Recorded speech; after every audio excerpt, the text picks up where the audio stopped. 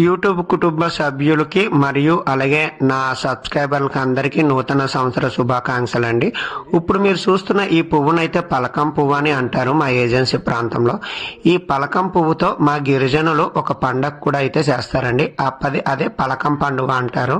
ఆ పలకం పండుగ అనేది మా గిరిజనులు ఎందుకు చేస్తారు అంటే అడ్డకాయలు, అలాగే గుమ్మడికాయ, గుమ్మడి చిగురులు, తర్వాత సీరం పిక్కలు అగ్గిపై కలుసుకొని తినడానికైతే ఈ పండుగ అనేది చేస్తారు. ఈ అడ్డకాయ, తర్వాత సీరం పిక్కలు, గుమ్మడి సిగురులు ఇవన్నీ పొట్లం కట్టి అగ్గి నిప్పుల దగ్గర అయితే కలిసి, అలాగే సీరం పిక్కలు కూడా నిప్పుల దగ్గర కలిసి అయితే ఈ పండుగ అయితే మా గిరిజనులు చేసుకుంటారండి.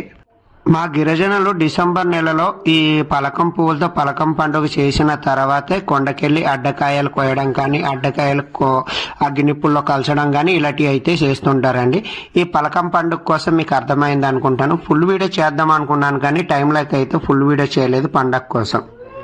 డేంజరస్ కాయలు అనమాట ఇవి కనిపిస్తాయి కదా, చాలా మంచి అనమాట. ఏమైనా గజ్జి మచ్చలు ఉంటే రాసుకోండి, త్వరగా పోతాయి. గజ్జికి బాగా పనిచేస్తాయి ఈ కాయలు.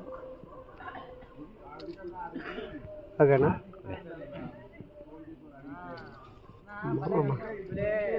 సెంటు కూడా పనికిరాదండి, మామూలు లేదు.